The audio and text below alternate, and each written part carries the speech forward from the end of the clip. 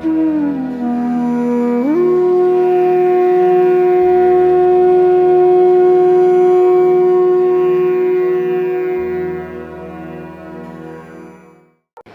को खोजने वाले सभी साधकों को हमारा प्रणाम। आज सारा संसार सत्य की ओर देख रहा है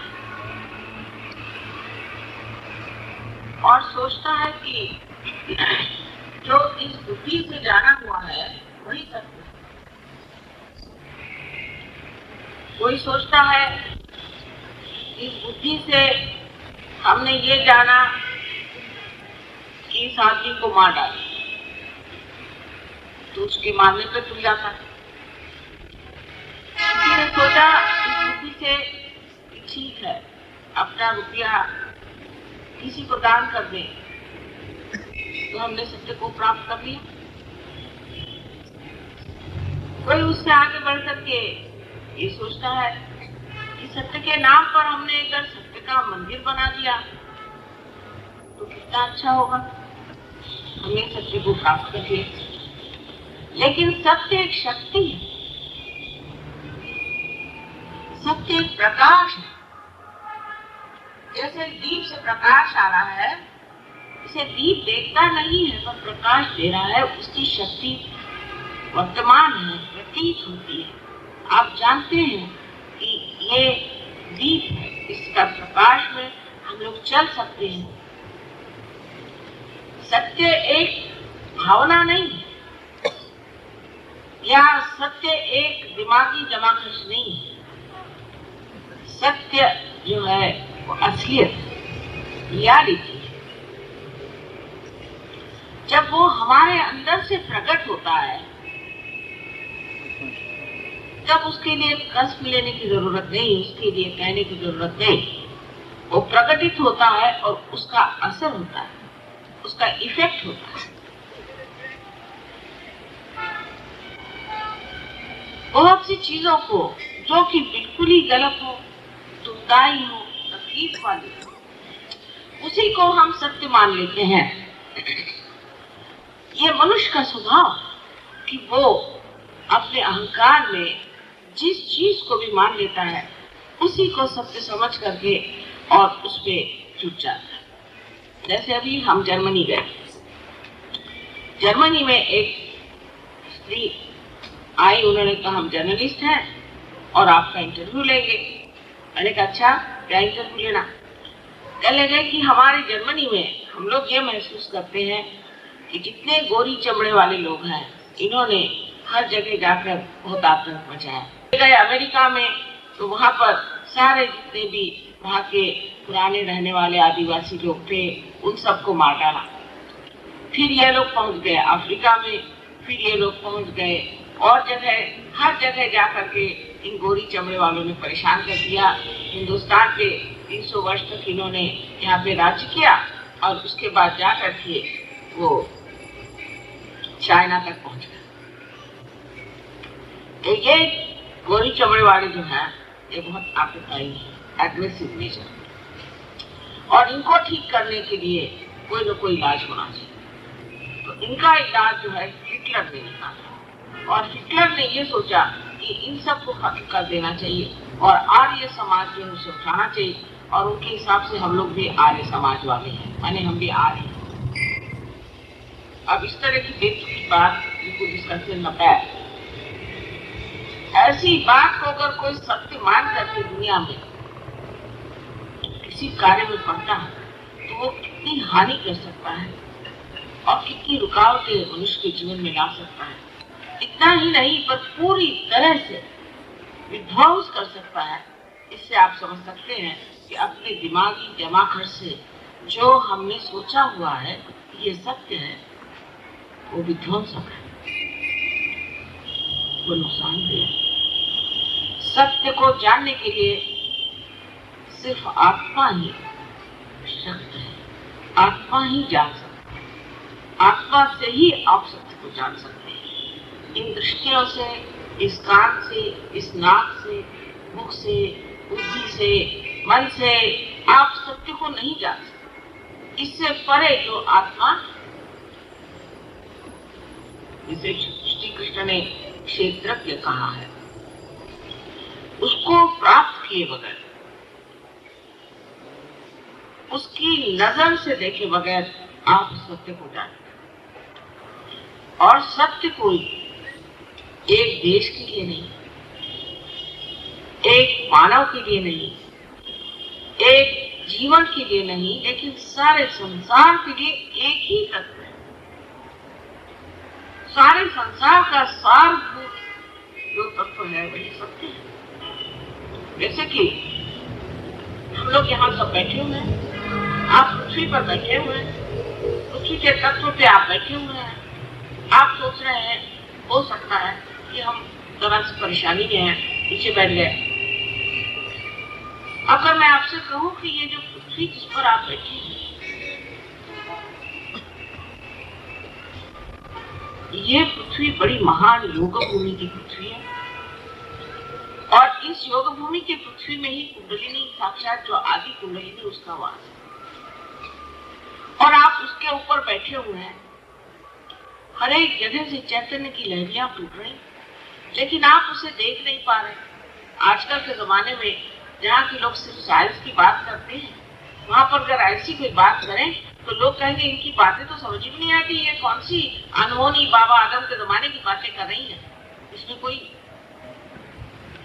विचार नजर नहीं आता।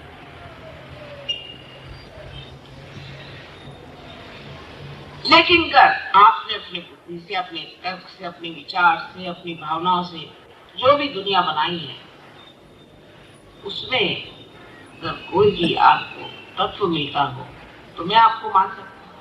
आपने बड़ा भारी साइंस निकाल दिया, आपने ये चीज निकाली, वो चीज निकाली, उससे आपने किसी इंसान में कोई परिवर्तन तो लाया? इंसान तो दिन पे दिन गिरते ही जा रहा।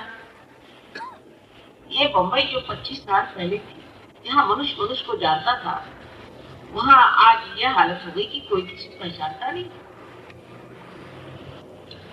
मनुष्य एक दूसरे से दूर होते जा रहा है, आतंक छाया हुआ है, समझ में नहीं आता है। जिनका रिश्ता इतना नजदीक था जैसे कि कोई चंद्र की चांदनी हो, वो लोग आज दुश्मन से नजर आते हैं। यह वो क्या किया है?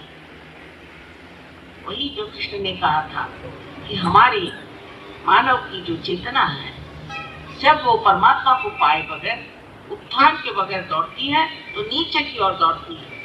हमसे भी ज्यादा खराब हालत तो अमेरिका में, वहां तो आधे से ज्यादा लोग एकदम पागल है, एकदम पागल, महापागल है। उनको तो हम लोगों से अभी बहुत सीखना है, लेकिन हम ही उनसे सीखे जा रहे हैं कि और पागल कैसे होना है। उन्होंने क्या पाया है जो अपने को बहुत आगे बढ़े हुए समझते हैं। इतना आतंक वहां, इतनी आफत वहां है, आप कहीं पर भी चले जाइए, आपकी जान खतरे में है।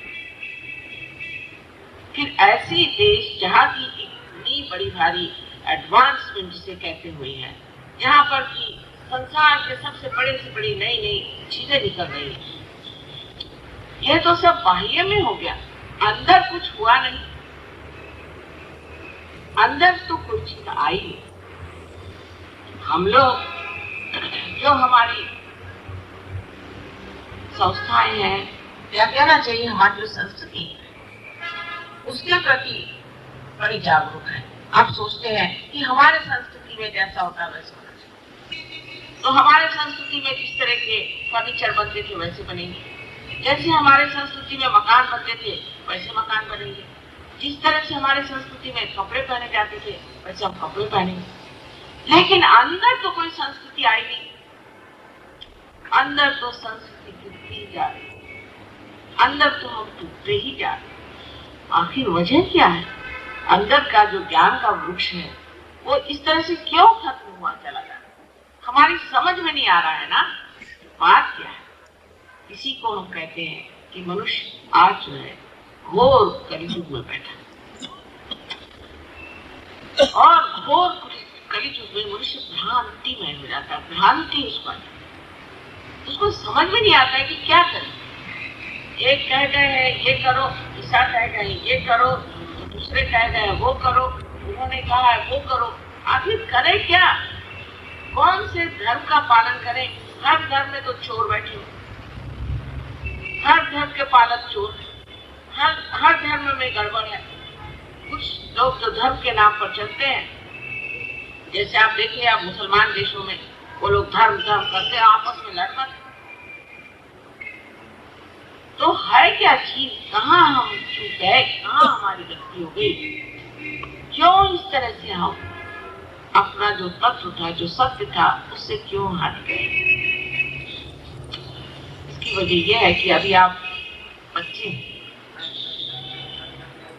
अब आप में अभी वो प्रगल्भता, वो मैच्योरिटी नहीं है। अभी आप बच्चे हैं। वो मैच्योरिटी या वो प्रगल्भता आने के लिए हमारे अंदर दीप जलना चाहिए, आत्मा। ये तो बहुत लोग लेक्चर देते हैं कि आत्मा का दीप जलना चाहिए। भाई कैसे जलाएं? क्या करें? लोग बड़े बड़े तप करते हैं, जप करते हैं, उपवास करते हैं, तपास करते हैं, अपने शरीर को दुख देते हैं। अरे भाई, इस शरीर को दुख देने से इस शरीर के अंदर ही जो आत्मा राम है वो कैसे प्रज्वलित हो? ये कौन सा हिसाब किताब? अपने को दुख देने से परमात्मा प्राप्त होगा, ये तो परमात्मा के ऊपर बड़ा भारी इल्जाम हो, क्या अन्याय हो?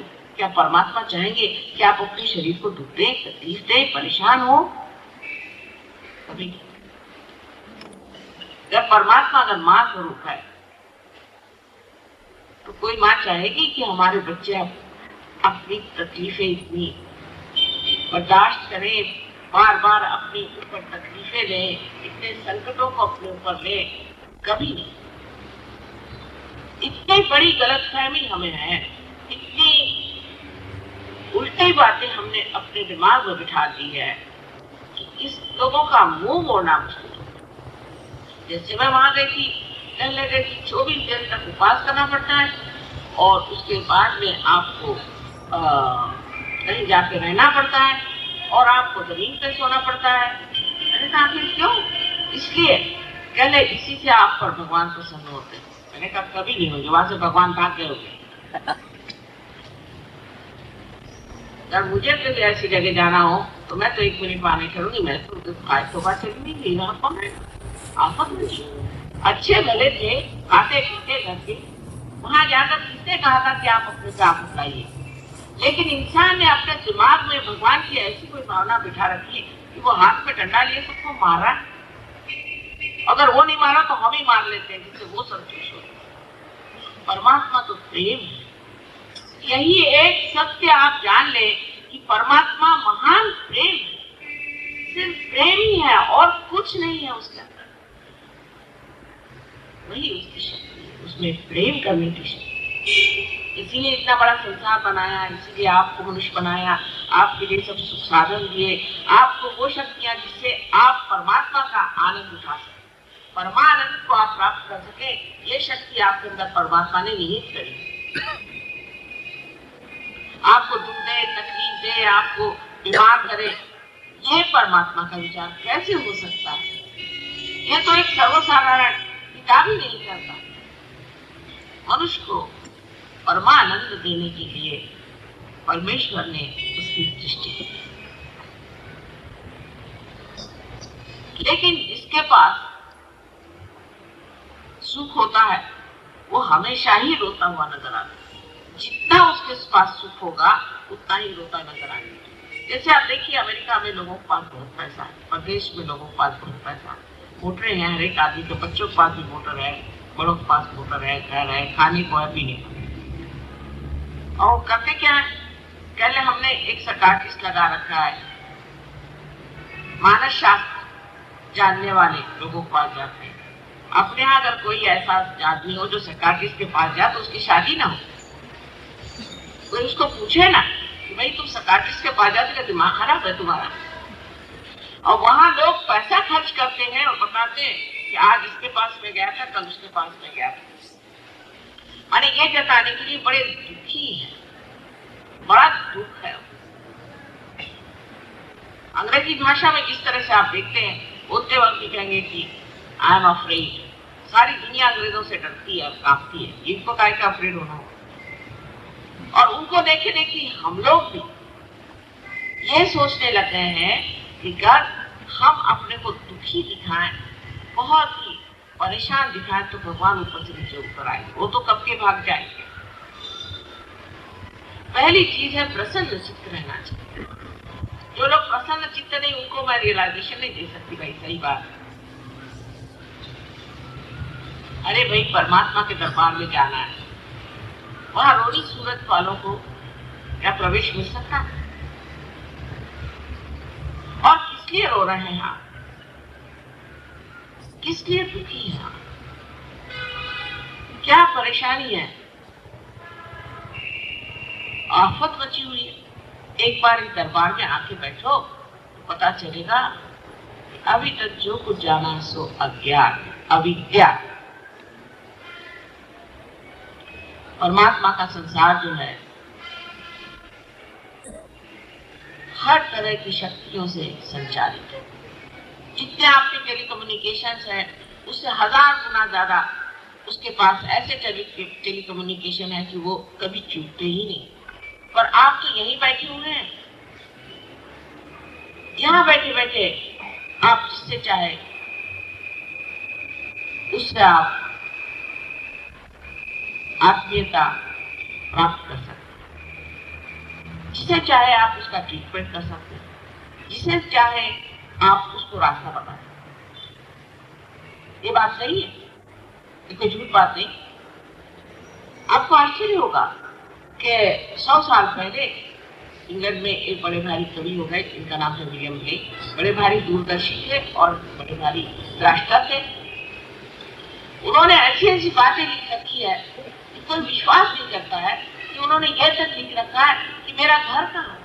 उन्होंने ये लिख रखा है कि हमारा आश्रम पहले कहाँ बनेगा, किस प्रकार का मकान।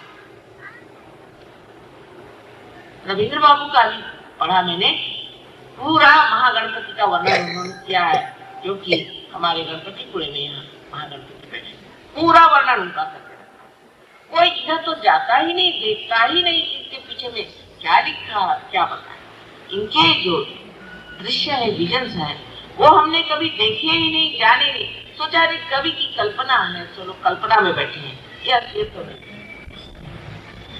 क्योंकि वो दाल आटे का भाव नहीं बताते, इसलिए हमने उनको कवि कल्पना समझ के छोड़ दिया।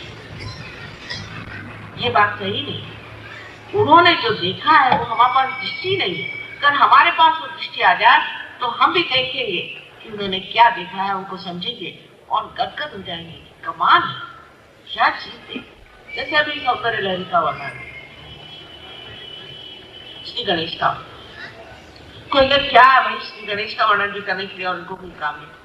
अभी आप क्या जानते क्या है इसके बारे में? कोई श्री गणेश की बात करें तो लोग कहते हैं हम तो मूर्ति पूजा नहीं मानते। कोई कहता है निराकार की बात करो तो कहते हम तो मूर्ति मानते हैं।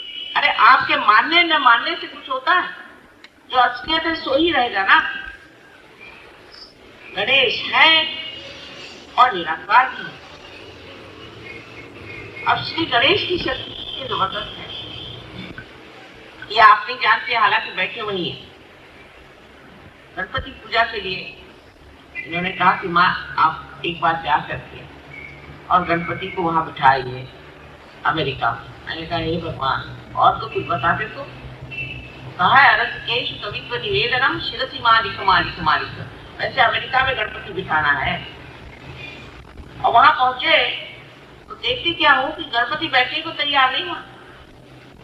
अब आप समझेंगे नहीं मेरी बात, समझ नहीं सकते, क्योंकि आज तक आपने अपने बुद्धि से समझा ना, आपने गणपति को समझा तो गए वहां सिद्धि विनायक में जाकर 4 रुपए चढ़ा दिए, हो गया गणपति महाराज रुपए प्रसन्न। कैसे होंगे? उनको तो रुपया पैसा समझता नहीं, मेरे को नहीं समझता, तो उनको क्या समझे। वहां माथा टेकने गए, वहां चढ़ा दिए 4 रुपए, माथा टेक के आए, भगवान ने 4 रुपए की मिठाई दे दिया। हो सकता है? परमात्मा को हम लोग समझ के क्या रखा है? वो है सत्य स्वरूप, वो है शक्ति स्वरूप और वो है आनंद स्वरूप। और वो आपके हृदय में आत्मा स्वरूप। जब उस आत्मा को आप प्राप्त करते करते हैं तो फिर आप आनंद स्वरूप हो जाते हैं। लेकिन ये आत्मा की बातें हैं, लोग बातें करते रहे, आज तक कहते रहे, इसमें कोई सत्य नहीं, इसलिए अच्छा है हम लोग ऐसी कोई चीज करें कि जिसके सामने दिखाई दे आंख। तो मैंने कहा अच्छा देख लीजिए, हम एक बात बताते हैं, आप उसका परतावा लीजिए। हमने कहा कि गणपति जो है एक कार्बन उसका तत्व है। कार्बन जो हर एक इस पे एक एक एलिमेंट बैठा है, वैसे गणपति जो है वो कार्बन पे बैठा है। तो वो कार्बन जो है उसका एक मॉडल बनाओ उसके एटम का, और उसको देखो। आप अगर उसकी लेफ्ट साइड देखिएगा तो आपको वहां पर स्वस्तिक दिखाई देगा, और राइट साइड में देखिएगा तो आपको ओंकार दिखाई देगा, और नीचे से देखिएगा क्रॉस दिखाई देगा। और अभी दो साइंटिस्ट ने ट्राई किया और हम आपने माँ बिल्कुल सही बात कही, ऐसा ही दिखाई देता। अब इन साइंटिस्ट लोगों ने पूछे मुझे आकर के कि आपको कैसे मालूम? अब मुझे तो मालूम है ही, लेकिन मुझे अगर कैसे मालूम है ये अगर मैं आपको नहीं बता सकती हूँ तो कम से कम ये तो बता सकती हूँ कि आपको भी मालूम हो सकता है। आप जितने बड़े बड़े हो गए, कबीर हो गए, नानक हो गए, हमारे यहाँ ज्ञानेश्वर जी हो गए, तुकाराम हो गए, साउथ में त्यागराज जी हो गए, सबने गाया और अनादि काल से गाते आए अपने देश में। इस देश का तो धरोहर ही है। मार्कंडेय के जमाने से हजारों 14,000 वर्ष पहले से उन्होंने शक्ति का गान गाया है और मूलाधार में गणपति का स्थान बताया है। ये मूलाधार क्या है, ये गणपति का स्थान क्या है, इधर किसका जानी नहीं। सब कुछ हम लोग विलायत से सीखने वाले हैं। अरे भाई, उन लोगों को अभी कम से कम 100 जन्म लेने पड़ेंगे जब आपके चरणों तक आएंगे। आप है कहाँ? उनके अनुकरण करने के पीछे में लगे हो। ये तो ऐसा ही हुआ कि कमल का फूल कहता कि कहीं जाकर के मैं बबूल का फूल क्यों नहीं हुआ। कहाँ आप और कहाँ वो, आपका उनका कोई मुकाबला नहीं, मेरा विश्वास है। क्या वो बड़े खुश लोग हैं? बेटे माँ को मार देते हैं, माँ बच्चों को मार देती है, अजीब तमाशा है। वो कोई इंसान है, जानवर से भी बदतर जात। और उनसे हमें क्या सीखने का है? हमारे पास जो इतना बड़ा सत्य छिपा हुआ है उधर हम लोग नजर नहीं करना चाहते, क्योंकि हम लोग सोचते हमारे पास में सब डिग्रीज आ गई, BA, MAD सब डिग्रीज आ गई, उसको लेकर के सर पे घुमा सकते हैं। और अगर इसमें भी हमारे यहाँ ऐसे ऐसे दुष्ट लोग निकल आए हैं जो गुरु बनकर के दुनिया भर में घूमते हैं, पैसा कमाते हैं, लोगों को ठगते हैं और लोगों की दिशाभूल करते हैं, और उन्होंने भी हम लोगों का नाम बिल्कुल ठिकाने कर दिया और हमारा विश्वास जो डामाडोल हो। लेकिन मान लीजिए कि ऐसी कोई चीज है जिसे कि हाइपोथेसिस कहते हैं, ऐसी अगर कोई चीज हमारे अंदर है जिसके कारण हम आत्मा को प्राप्त कर सकते हैं, जो बताई गई कुंडलिनी शक्ति है, अगर ऐसी है कोई शक्ति हमारे, तो वो पहले ही से नहीं करने से फायदा क्या? एक बार देखना तो चाहिए। अगर आप साइंटिस्ट भी हैं तो भी फिर तो दिमाग खोल करके ओपन माइंडेडनेस होनी चाहिए। आपको देखना चाहिए कि माँ कह रही ये बात तो सही है या नहीं। आप एक बार अपनी कुंडलिनी जागरूक करा लीजिए, आत्मा को प्राप्त करें। अभी मैं एक कैंसर पेशेंट को देख के आ रही हूँ, लेकिन ये महाशय जब मैं इनसे पहले मिली थी, इतने दिनों से मिलती नहीं, कभी इन्होंने नहीं कहा कि मेरी कुंडलिनी को जागरूक करो। और कहले मेरा तो भगवान पे विश्वास नहीं। मैं तो कहा इनके पैर पड़ती कि बाबा लो कुंडलिनी जागरूक करो। बड़े विद्वान बनते अभी कैंसर से पड़े हुए हैं, अब मुझे बुलाया कि हमारी कुंडलिनी जागरूक करो। दुनिया भर की बीमारियां, दुनिया भर की आफत अपने अंदर है। इसकी वजह अभी हम पूर्ण स्थिति में नहीं है, आधी स्थिति में। आधी स्थिति में कोई सी भी चीज खराब हो सकती है, हमें पूर्णावस्था में जाना है। और उसके लिए आपके अंदर ये शक्ति कुंडलिनी की है। ऐसे हजारों वर्षों से हमारे लोगों ने बताया हुआ है। अभी ये जो गा रही थी वही सब गा रही थी, लेकिन क्या ये सब क्या झूठ बोलते थे? उन्होंने क्या कोई प्राइमरी वगैरह करने का विचार किया था क्या? वो क्या सब बेकार की बातें थी?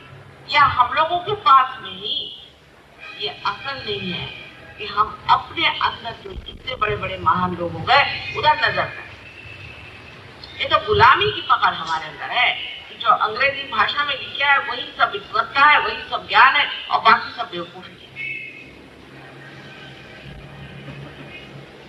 कम से कम हमारे इस देश की जो धरोहर है, जो हेरिटेज है, उसकी ओर नजर करें तो आपको पता चलेगा कि इस देश में सिर्फ इस महाराष्ट्र में ही न जाने कितने संत साधु हो गए और सब एक ही बात कहते हैं। सबने एक ही बात कही, कहीं जाइए, दक्षिण में जाइए तो एक ही बात, कहीं आप जाइए बिहार में जाइए तो कबीर ने यही बात कही, पंजाब में जाइए नानक साहब ने यही बात कही कि भाई अपने को चिन्हो, अपने को जानो, सबने कहा है। और अभी आप अंग्रेजी में बहुत सी किताबें पाइएगा जहाँ लिखा रहता है कि सेल्फ होना चाहिए। तो कैसे होना चाहिए? हम लोगों का तरीका और है कि भगवान को 4 पैसे जमाना। उनका सेल्फ फूड होने का मतलब है आप लेट जाओ और लेट करके रिलैक्स करो तो भगवान मिल जाएगी, और नहीं तो रास्ते पर दौड़ो। रास्ते पे दौड़ने से मिल जाती है, वो अपने से बढ़ती है। ऐसे पागलों के बीच में सहजों की बात की जाए तो लोग मुझे को पागल समझने लग जाएंगे। ये बात नहीं, लेकिन ये बात नहीं है। बात ये है कि अभी हम लोग पूरी तरह से पल्लवित नहीं, मूड उधर उठना चाहिए, सोचना चाहिए कि हजारों वर्षों से जिस बारे में गान किया गया है और कहा गया है कि ये शक्ति कुंडलिनी की क्या, उस पर भी अंग्रेजी किताबें पढ़। अब अंग्रेजी में जो कुंडलिनी के बारे में कोई लिखे हैं,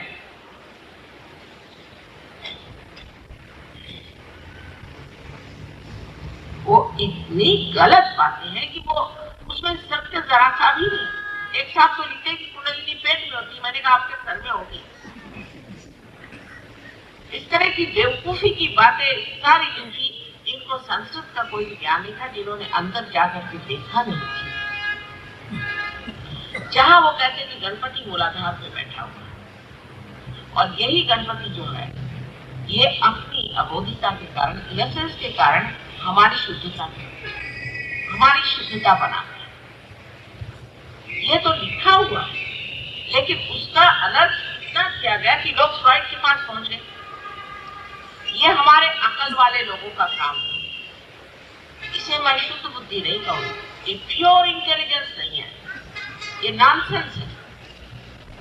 क्योंकि अंग्रेजों ने कुछ लिख दिया, क्योंकि अमेरिकन ने कुछ लिख दिया, क्योंकि फलानी किताब मैंने पढ़ ली, इसलिए ये बात को मैं मानता हूं।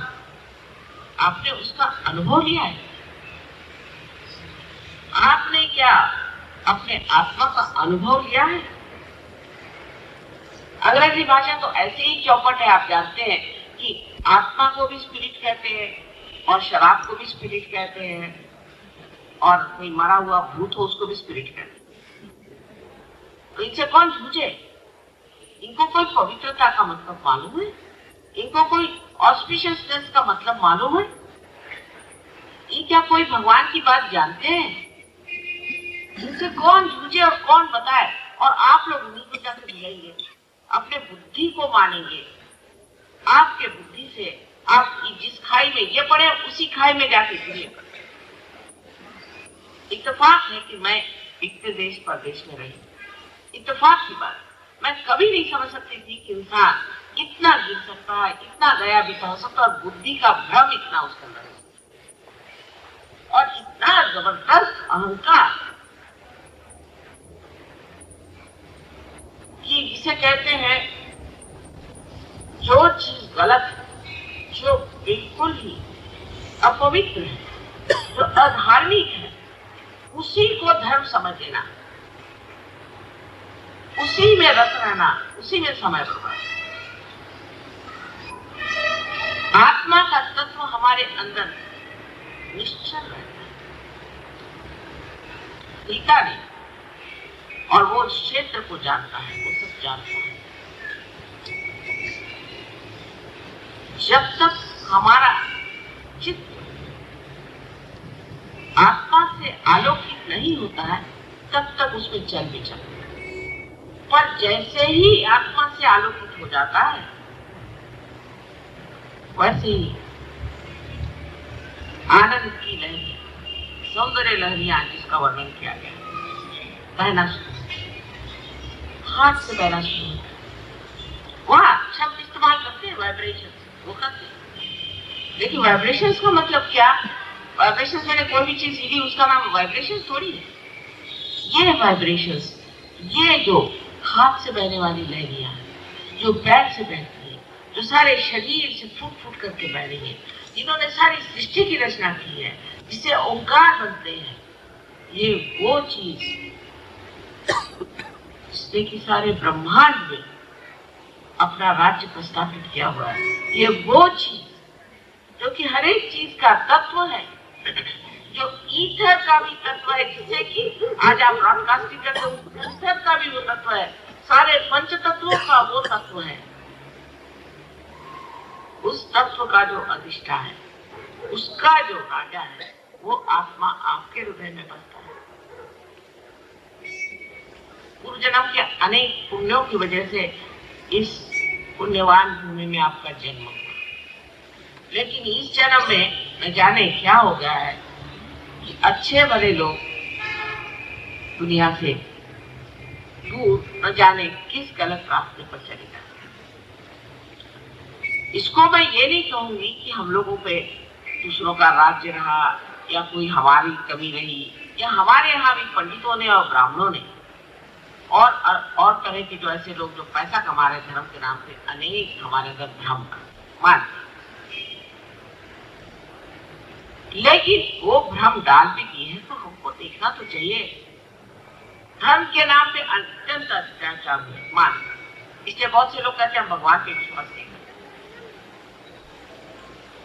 लेकिन जो सत्य है उसको पाने की ओर हमारी दृष्टि होनी ही पड़ेगी। आज ऐसा समय है कि इस समय अगर आप चूक गए तो न जाने किस संकट में आप फंस जाएंगे।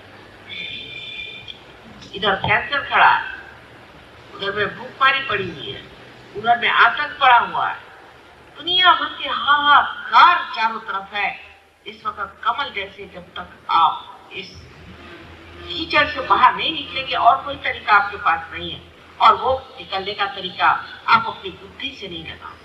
बुद्धि से परे परमात्मा का जो अनंत आशीर्वाद हमारे अंदर आत्मा स्वरूप है, उसी से आप पा सकते, और आपके अंदर ये आत्मा विराजमान है।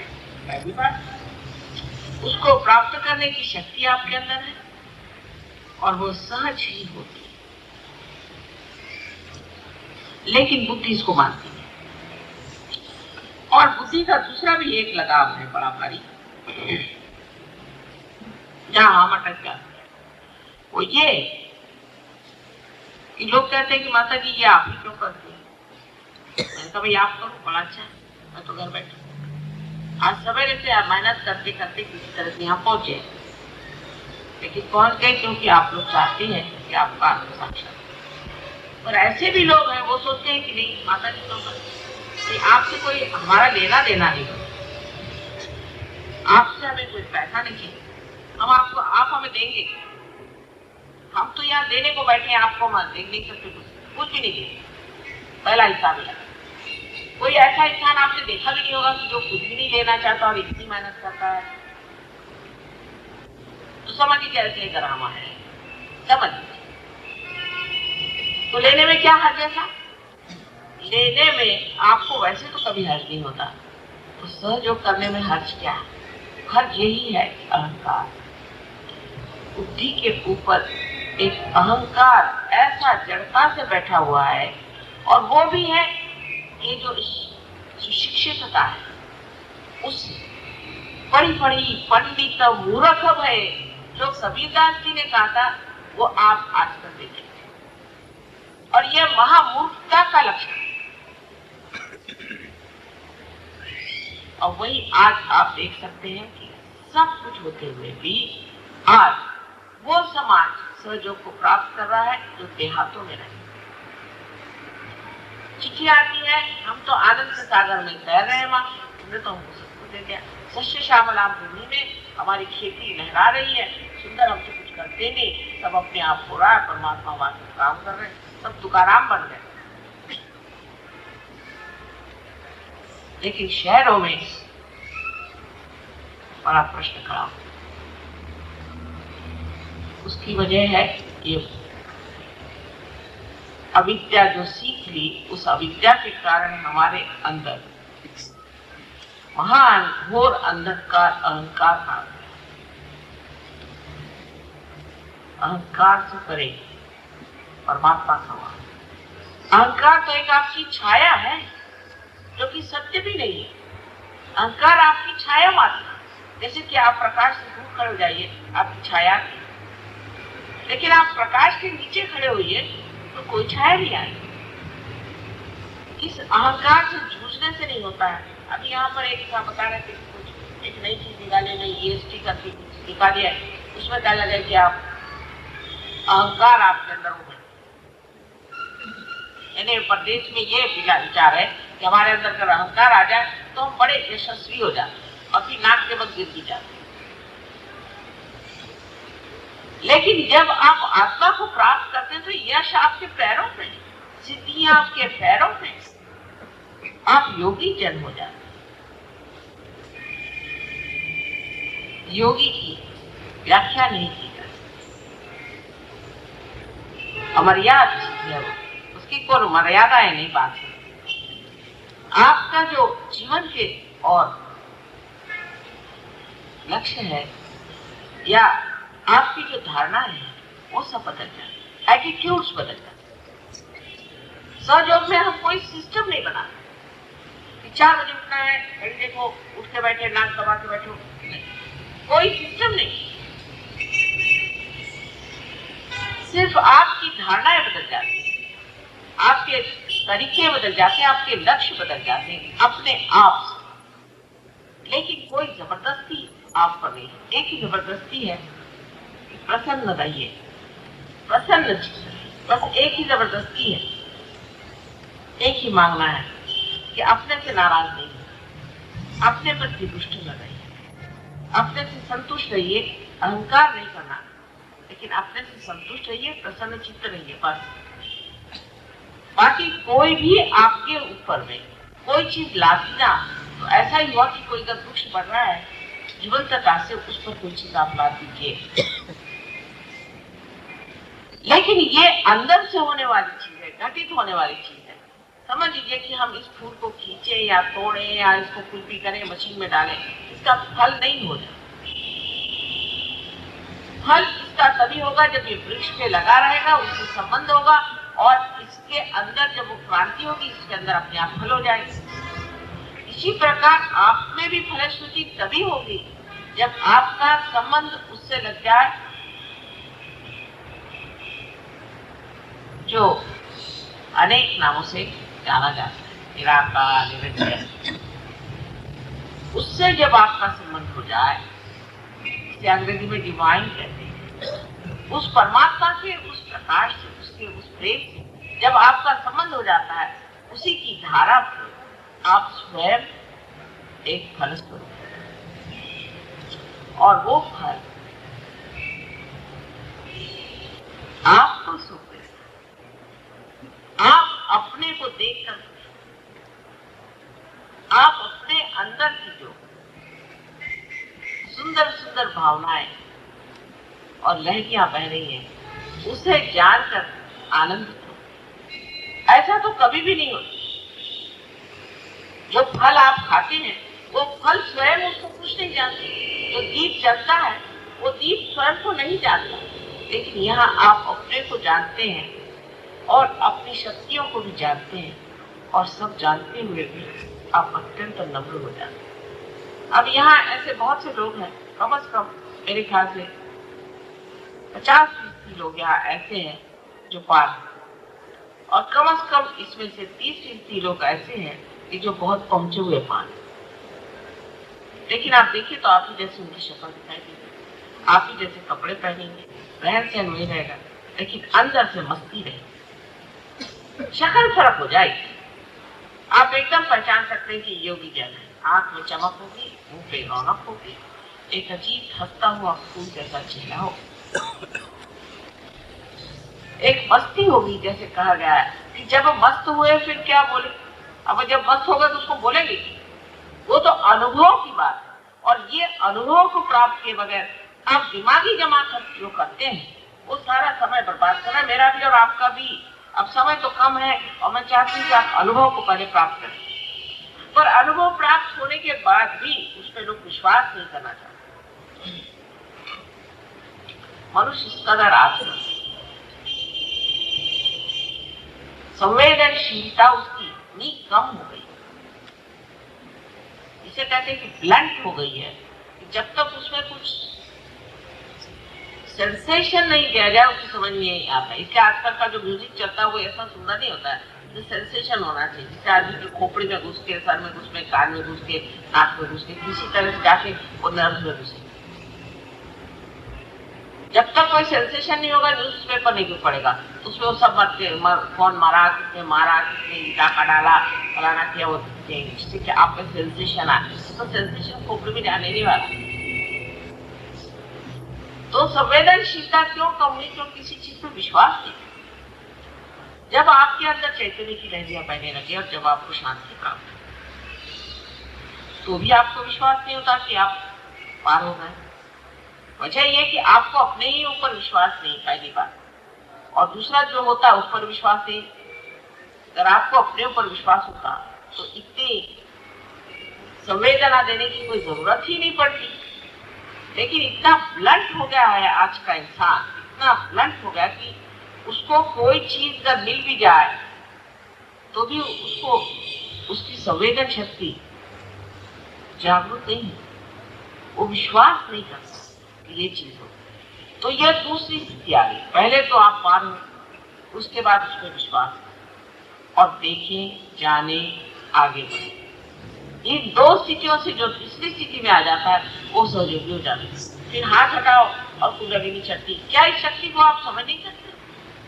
सिर्फ हाथ उठाने से ही आप कुंडलिनी को चढ़ा सकते हैं और बातें में से यहाँ से हम कहते ब्रह्मरंध्र, वहां से आप कुंडलिनी छेद सकते हैं। सारे सारे लोग हैं जो कि यहाँ पर मुंबई में उसको आप कहिए कि हम लोग कोली कहते हैं, जो कि झीमर का काम करते हैं, मच्छी मार। कितने मच्छी मार यहाँ है जो कुंडलिनी जागरूक करते हैं, क्योंकि सीधे साधे भोले भाले लोग हैं। देखते हैं यहाँ माँ हमने ऐसा किया और कुंडलिनी जागरूक हो गई, उसके हाथ से लहरियां बहने लगी। वो उसका एनालिसिस नहीं करते बैठे, जो चीज सामने उसे देखते हैं। लेकिन आपकी आदत ऐसी कि हर एक बात खाल उतारे, तो कैसे कोई समझा सकता? पहले अनुभव को प्राप्त करें, उसके बाद उस अनुभव पे विश्वास करें, फिर उस अनुभव पे विश्वास करने के बाद में उस पर मेहनत करें। अब सहयोग में कोई पैसा रुपया लेता है, कोई रुपया पैसा लिया नहीं जाता है। नहीं तो हम भी यहाँ पर रुपया पैसा लेते हैं और बड़े बड़े महल खड़े करते हैं और उसमें फिर आप आके बस खुश हो जाए, हाँ हाँ इतना बड़ा कार्य हो रहा है, इतने लोग इसमें आए, इतने महल खड़े हुए। बिल्कुल, इसलिए शादी जगह में, किसी के घर में, कहीं पर भी प्रोग्राम, फिर वहाँ बड़ा साहब नहीं जा सकता क्योंकि वो मोटर में आएगा। अरे परमात्मा के दरवाजे जा रहे हो भाई, सर झुका कराओ। वो मोटर में है, बड़ा साहब है, वो नहीं अंदर आ सकता, वो सहयोग को प्राप्त नहीं होगा। तो बैठा रहा मोटर में। परमात्मा के अगर मोटर में बैठना है तो पांव से जूता उतार करके, सर झुका करके। तो तीसरा जो प्रश्न खड़ा होता है, प्रॉब्लम खड़ा होता है, वो ये कि अब ये एक धीमर है, मच्छी बार है, और साहब इससे कैसे रियलाइजेशन लिया जाए? और जिसने इतनी बड़ी रामायण लिखी वो वाल्मीकि कौन था? और जिन्होंने ईसाई धर्म को फैलाया था वो 12 की 12 कौन थे? और कबीरदास जिन्होंने इतनी बड़ी चीजें लिख दी वो कौन थे? और व्यास जिन्होंने आपकी गीता लिखी थी वो कौन थे? वो कोई राजा महाराजा बन के नहीं तुम्हें। और श्री कृष्ण ने भी जब कार्य किया था तो वो भी गैया चरा।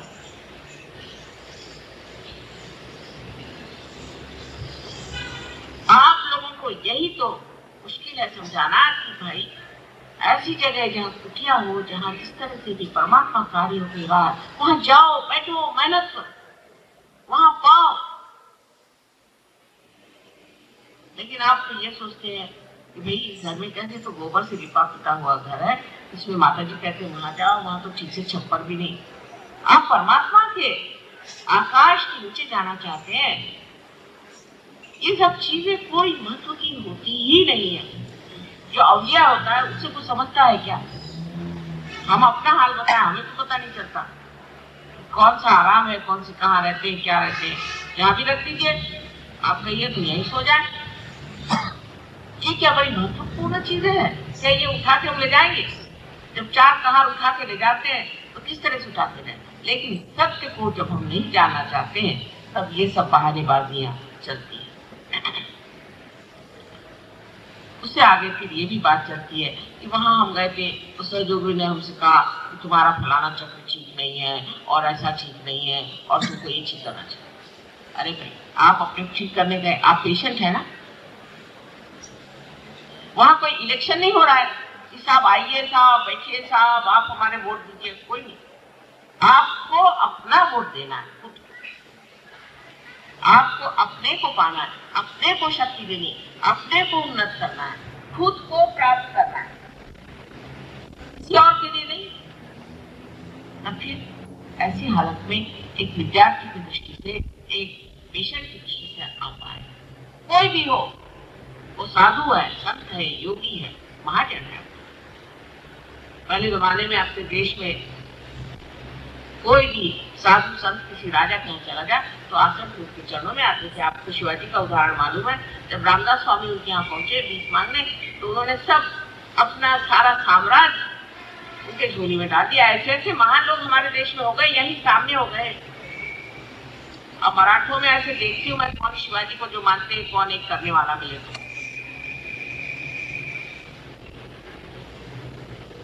शिवाजी को मानने का मतलब है शिवाजी जैसे होना।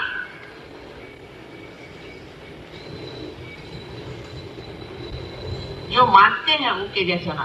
नानक को मानते हैं, नानक के जैसे होना चाहिए, तब नानक को मानते हैं। ये नहीं कि नानक साहब का नाम लेकर के और दुनिया भर की खुराफात। ईसा मसीह को मानते हैं और ईसा मसीह के नाम पे करोड़ों करोड़ों रुपयों के उन्होंने जेवरात खरीद करके पोप बन के घूम रहे और अपने गरीब देश पर आकर के यहाँ पर शान दिखा रहे। एक से एक सब विलंदर चोर है। मैं आपसे, जितने भी धर्म गुरु हैं, एक से एक सब विलंदर चोर। मुझे एक भी आज तक सही नहीं मिला, चाहे वो किसी भी धर्म का। मैं ललकार कर कहती हूँ कि मैं झूठ कह रही हूँ तो ये लोग मेरे पे केस कर। लेकिन हम लोग इनके चक्कर में क्यों रहते हैं? इनके चक्कर में हम क्यों रहते हैं? क्योंकि सस्ता माल है, पैसे दो, वो कहते हैं हम आपको भेज देते हैं स्वर्ग। ये चक्कर। अच्छा, चर्च में जाओ, 10 रुपया दो तो हमारा नाम लिख जाएगा, हम चले जा रहे हैं स्वर्ग। ऐसे कोई स्वर्ग में जा नहीं सकता। अगर धर्म की स्थापना करनी है तो जितने भी इस तरह के अधर्म उनको छोड़। धर्म पे बैठने वाला आदमी अधिकारी होना चाहिए, उसके अंदर ताकत होनी चाहिए, शक्ति होनी चाहिए। और सबसे बड़ी शक्ति आपके परिवर्तन की उसमें नहीं है तो ऐसे धर्म गुरुओं को मानना भी मैं सोचती बड़ा भारी अधर्म है। कम से कम साइंस में कुछ तो चीज है सही, हालांकि अर्ध सत्य है पर थोड़ा सा तो सत्य है। पर इन धर्मों में तो जरा सा भी सत्य कहीं नजर नहीं आता। कोई भी धर्म गुरु मुझे आज तक नहीं मिला जिसके रियलाइजेशन तक हुआ इसके अंदर कुंडलिनी का प्रवाह चला। इतने बड़े झेल के गुरु यहाँ आए थे। झेल बड़े भारी बनते हैं, उनके पास हजारों पता नहीं क्या मोटरे हैं और लाखों लोग उनकी किताबें चली हुई है, फलाना ठिकाना। और उनकी तबीयत खराब थी तो मुझे बुलाया, तो मैंने कहा भाई तुम झेल के गुरु कैसे बने? कहले क्यों? मैंने कहा तू तो पार नहीं, उसको कश्यप कहते। मैंने कहा तुम तो काश्यप नहीं हो, कश्यप होना चाहिए। तुम काश्यप नहीं हो, तुम गुरु कैसे बने? कहने लगे कि हाँ बात यह है कि हमारे यहाँ तो काश्यप हुए नहीं, 26 काश्यप हुए 12 सेंचुरी तक तब से हो गए। तो मैंने कहा फिर तुम वहां क्या कर रहे? कल मैं अपना काम कर रहा हूं। मैंने कहा काम क्या कर रहा? परमात्मा का काम तुम लोग कर सकते हो? इसकी एक विशेष अधिकार की शक्ति होनी चाहिए। वो अधिकार की शक्ति कोई सरकारी नहीं होती है, परमात्मा के सरकार से वो शक्ति आती है। और जब ऐसी बातें समझ में आएंगी तभी आपके अंदर सत्य आएगा, नहीं तो आ नहीं सकता। सहयोग के अनेक लाभ ये मैं मानती हूँ। इससे कैंसर की बीमारी ठीक हो जाएगी, दुनिया भर की बीमारियां ठीक हो जाएगी, सब तकलीफें दूर हो जाएंगी, सब सुख हो जाएगा, सब कुछ। पर इसमें एक बात जानना है कि सहयोग में आपको कोई भी झूठा सर्टिफिकेट नहीं मिलता है, आपको होना पड़ता है। आपको कुछ न कुछ होना पड़ता है और उसके लिए आपको कुछ त्यागना नहीं होता, सिर्फ अपना अहंकार त्यागना होता है। फिर उसके लाभ होते हैं। डॉक्टरों की कोई जरूरत नहीं, बीमारी की कोई जरूरत नहीं। आपके घर बच्चे बीमार हैं, उनको अगर तकलीफ हो, कोई आदमी पागल हो, कोई हो, सब ठीक हो जाए। और पहली बात यह है कि सहयोग में आप प्राप्त हो,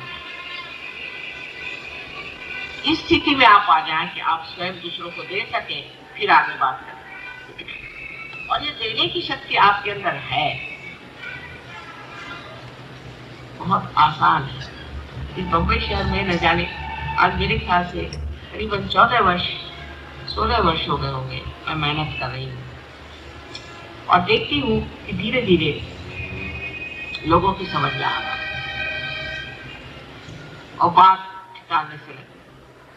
क्योंकि यहाँ घोर कलयुग है। घोर कलयुग में जरूर इंसान परमात्मा की ओर झुकता है, लेकिन बाकी जो दोष हैं कि हमेशा गलत चीज को, असत्य को सत्य मान लेना, उसके कारण ही वो सहयोग में उतर नहीं पाता। आप सबसे एक ही कहना है, मैं यहाँ एक ही दिन के लिए आई हूँ, उसमें कितना कह सकती हूँ कि सत्य का वर्णन, अनुभव का वर्णन करिए। कोई झूठ मूठ कहे, हाँ मैं तो पार हो गया, मेरे वाइब्रेशन आ गए, मैं तो जानती हूँ। और आप क्यों झूठ, अपने से क्यों झूठ बोलते, अपने को ज्यादा क्यों दे रहे हैं? एक नई व्यवस्था है, इसे की रूहानी व्यवस्था कहते हैं, जो कि परमात्मा की व्यवस्था है। उस व्यवस्था में आने से आप समझ जाइएगा कुछ भी नहीं करना पड़ता, सब वही करता है, सब वही देखता है। सिर्फ जो आनंद मिल रहा है उसको पीना चाहिए और मजा उठाना चाहिए। फिर कोई जरूरत नहीं किसी की,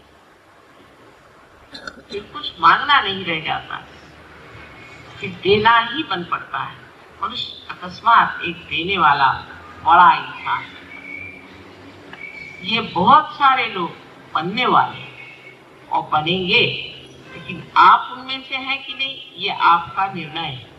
आपकी स्वतंत्रता के आगे मैं नहीं मैं उसको ललकार सकती हूँ, पर मैं उसका पूर्ण तरह से स्वीकार करती हूँ और आदर के साथ ही कहना है, अपनी स्वतंत्रता में आपको पाना है, कोई जबरदस्ती से नहीं, स्वतंत्रता आपको पाना है।